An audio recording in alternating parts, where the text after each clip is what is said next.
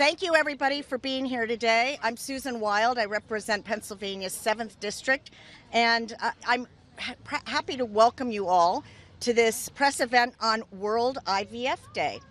And I believe that it is the day to say that it is more critical than ever that we stand up and we speak out about the need to protect IVF, otherwise known as in vitro fertilization, and other assisted reproductive technologies for the thousands of Americans who rely on them to grow their families. Many of you have heard the story of how my bill, the Access to Family Building Act, which is now called the Right to IVF Act to mirror the Senate version, how it originated. It was following the Dobbs decision. I read that entire decision and particularly took note of Justice Thomas's opinion and knew that the extreme attacks on reproductive care would not stop at abortion access. I got to work with my team right away, and we crafted legislation to protect IVF at the federal level, so no extreme state or court could jeopardize that right. And we worked on that for a solid year, not really realizing how timely it would become. But in January of this year, my exact fears came to fruition when the Alabama Supreme Court made the heartbreaking decision to classify frozen embryos as people, throwing the future of IVF across the state into disarray and forcing families that were using the procedure in the middle of the process to halt their time-sensitive treatments. In the days immediately following that decision, I heard from so many people whose lives had been impacted by IVF. Friends, colleagues, total strangers. And by the way, one of the reasons I focused on IVF in the beginning was because so many people that I knew had depended on it to start their own families. And I heard from all of these folks who were so scared and angry and confused about what this would mean for IVF access across America. So I want to thank all 200 of my colleagues, as of last count, including 4 Republicans, who have since signed on to the bill. Because protecting the ability to start or grow your family, however you see fit, is not a partisan issue. And yet we still see extreme politicians try to deny hopeful parents this right. I promised every person who I spoke to about IVF, from my female friends to cancer patients to veterans with combat injuries or those who are deployed to states with fewer reproductive freedoms, that I would exhaust every possible option to protect access to fertility treatments that help families achieve their dream of parenthood. And this week, we took another step to live up to that promise. As we are all painfully aware, Democrats are not currently in the majority, and we have little to no say over what bills come to the floor for a vote. So I thought about it, and instead of letting that deter me, I worked to find other methods of forcing a vote on this bill. Yesterday, with the support of Democratic leadership, I filed a discharge petition on this IVF bill to force Speaker Johnson to hold a vote on it. And I was met with overwhelming support by my colleagues. In the first hour of the petition being open, we gathered over 60 signatures, and we are now at 155 signatures. And we have votes coming up, and the petition will be open again. If we can hit the magic number, which is 218, then we will get a vote on IVF protections. And if we don't hit that number today, we're going to keep working on it as soon as we get back in September.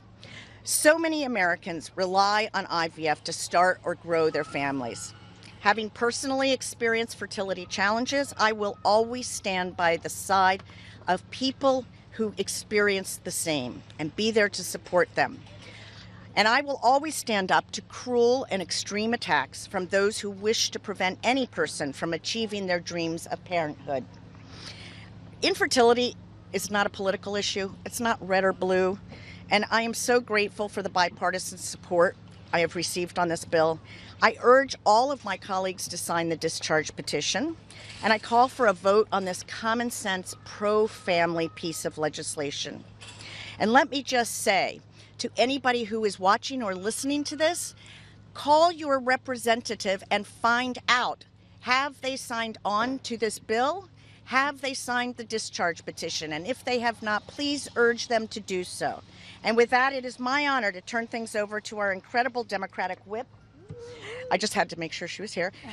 Catherine Clark, who has been a steadfast advocate for reproductive rights. Thank you. Thank you, Susan. Thank you. I guess you don't need that. I don't need that, but it's a team sport here. Thank you, Congresswoman Wild. You have been our vanguard in this fight for freedom and common sense, and we are so grateful for your leadership. And this is a battle for basic beliefs shared by the vast majority of the American people. The principle that there is no freedom without reproductive freedom, that it's not the government place to tell you if and when and how to start a family. That Donald Trump doesn't belong in your bedroom or your exam room. And nearly half a century after IVF first brought child into the world, we're still seeing extremists who want to shut down treatment, board up clinics, and deny parents the joy of having a child. Why? Because that extreme ideology is rooted in control. More control for them, less freedom for you. More power in their hands, fewer options in yours. That's why Speaker Johnson refuses to put this bill on the floor. It's why they're marching towards a nationwide abortion ban. But Democrats are fighting back.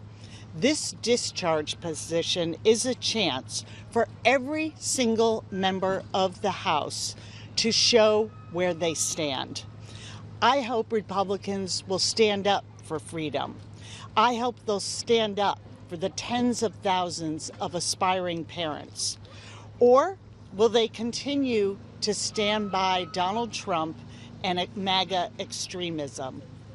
House Democrats are proud to stand on the side of the American people, but we will not let up till reproductive freedom is returned to every woman, to every family, in every zip code in this country. And every step of the way will be strengthened by the leadership of people in our caucus like Susan Wild and like my friend from Atlanta, a proud Planned Parenthood alumna, Vice Chair of the Democratic Women's Caucus, Congresswoman Nikema Williams. Thank you, Whip Clark, and thank you, Congresswoman Wow, for leading on this issue that is so important. Good morning, everyone. Good morning. See, I'm Southern, so I like the call and response. I'm Congresswoman Nikema Williams, and I proudly represent Georgia's 5th Congressional District, and I also serve as the Vice Chair of the Democratic Women's Caucus, and I'm a member of the Congressional Pro-Choice Caucus. But y'all, long before coming to Congress, I spent a decade on the front lines with Planned Parenthood Southeast, pushing back against some of the most extreme attacks on reproductive freedoms in states where it wasn't easy at all: Alabama, Georgia, and Mississippi. It's no coincidence that these are also the states with some of the worst maternal mortality rates in the country, especially for Black women. It is our responsibility to stand up for the full spectrum of reproductive freedoms, including access to IVF.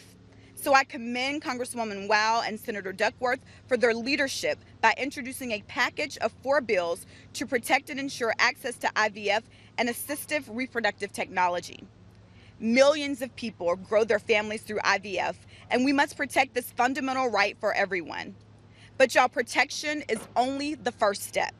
We must ensure that IVF is universally accessible, no matter your zip code, no matter your bank account. Because y'all, this is a part of our full spectrum of reproductive health care. If anyone tells you that you don't really have anything to worry about, tell them to think back to earlier this year, January, February. I'm sure you all heard the media reports. A disastrous Supreme Court ruling from my home state of Alabama opened the door for lawsuits against physicians involved in IVF. And y'all, it created chaos and heartbreak for countless families throughout the state who were just looking to start a family. IVF cycles were stalled and some even canceled. This started a nationwide conversation about access to fertility care. And since then, my Republican colleagues have proclaimed so-called support for IVF, but y'all, their actions show us exactly who they are. 187 House Republicans have signed their names to legislation that will codify fetal personhood, which would lead to the exact same chaos that we saw in Alabama earlier this year. And I'm very familiar with personhood legislation from my years with Planned Parenthood in the South. Personhood legislation, y'all, it is just another extreme attempt to control our lives and our futures. The decisions to build our families through IVF, they must be our own. MAGA Republicans in the House are ready and willing to take that option away. But that's why we're standing right here in front of the Capitol this morning, just before a long district work period, to call upon our Republican colleagues to stand with families around the country, not Democratic families, not Republican families, not independent families, but all families around the country who would like to start a family. Sign the discharge petition, bring Representative Wild's Right to IVF Act to the floor, and put action behind your promises to protect families and children. And now I have the honor of passing it to another Planned Parenthood alum, my friend, Congresswoman Lizzie Fletcher. Nice job, Nakima. Thank you so much. Thank you so much, Vice Chair Williams. I am always thrilled to work with you and do this work with you as a proud Planned Parenthood alum, as a former board member of Planned Parenthood Gulf Coast in my hometown and the state I'm so proud to represent of Texas. But as many of you know, what we're seeing in Texas is a threat to people across the country. And the situation in Texas is very much instructive for what we see happening here in the House as well, and the threats. And it's why it's so important that we have legislation like Susan Wild's bill protecting IVF. So I want to thank you, Congresswoman Wild. I am here as the whip of the Pro-Choice Caucus and standing here on behalf of the Pro-Choice Caucus to say how glad we are to work with Representative Wild and to work with members across our caucus to ensure the fundamental freedom of every American to choose whether, when, and how to start and grow their families. The Pro-Choice Caucus stands for families, and it stands for freedom, and that is what we are all standing for here today. There are 164 Democratic members of the House who are working to preserve, protect, and advance policies that ensure reproductive autonomy. We have 155 members who have signed the discharge petition, and hopefully what we will see is that those 4 Republican colleagues that joined the bill will also join this discharge petition so that we can get to 218 and we can get this bill to the floor. And as we know, as Representative Wild mentioned, it was not a surprise to many of us when we saw the decision coming from Alabama, because this has been a program for years and an effort for years to remove and take away the rights of women and families across this country and to strip millions of Americans of their freedom to make these decisions on their own. Certainly we saw it in the Dobbs case, but we've seen for 50 years the systematic effort to remove the protections provided by Roe v. Wade. And that's why the Pro-Choice Caucus is committed to addressing each and every challenge, each and every roadblock that's being put up in our way in guaranteeing full reproductive freedom for all Americans. And it is really important to understand how deep these attacks go. As I mentioned in my opening, in my home state of Texas, we see the danger. We see women showing up at hospitals and being turned away from getting care. And now what we see is that patients who are undergoing IVF treatments are not able to continue, are threatened not to be able to continue by the kinds of laws we're seeing passed. And so it is only with federal action, with actions by this Congress, to make sure that we ensure the rights of American families to make these decisions. So today, as we mark World IVF Day and celebrate the medical advances that have made it possible for families to develop and grow and for Americans to build the families that they want, we are clear in standing with those people and protecting their right and access to IVF and standing against an extreme agenda that works every day to undermine our freedom and our abilities. So I want to thank you all for being here, for your attention on this World IVF Day to this critically important bill. Again, I want to thank Representative Wild for her incredible leadership on this issue. And I am very pleased to turn the program over to Dr. Mark Payson, Medical Director of the CCRM Fertility Clinic in Northern Virginia. And thank you so much for being with us this morning, Dr. Payson. Great. Thank you so much. Well, I'm almost as tall as Representative Wild, so right. I'll do my best at the podium I'll get here. The stool. Go ahead. I'll get You'll the get a stool for and me? stand, no, Thank I'll you. get the stool and stand next to you.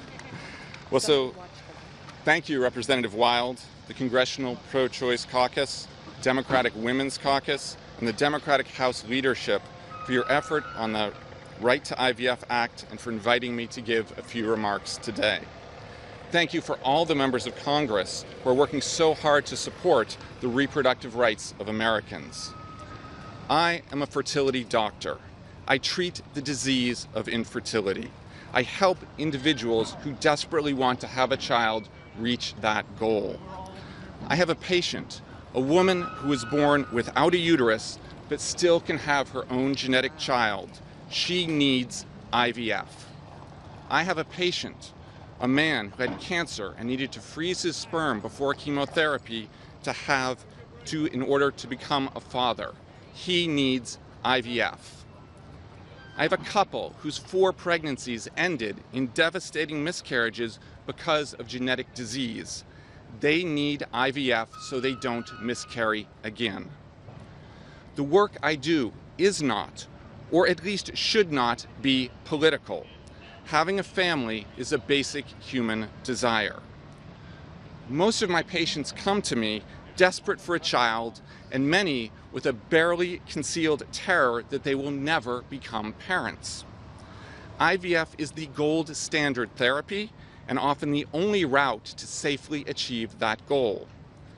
Unfortunately, the ability to employ the best facts and science in support of curing infertility is now under threat.